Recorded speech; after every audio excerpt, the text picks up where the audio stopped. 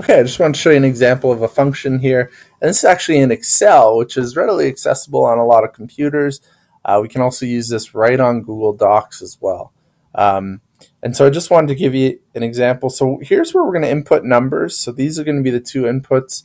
This will be input one, and then we're going to have input two. And so this is actually a multivariable function where we have more than one input. Most of the functions in this course will have one input and then have an output, but here we're going to put in two. Um, so the square of the numbers, to do a function Excel, we have to type equals, and so we click on the number that we want to square.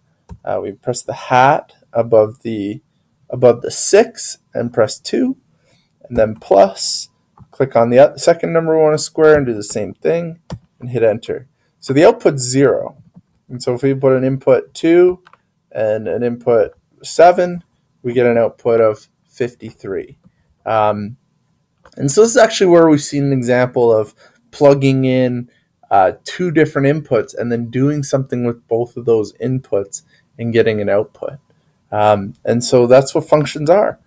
Put in an input, you get an output. Okay. Again, with this course, we're going to mostly see one input, but Excel is a great example of functions with inputs and outputs.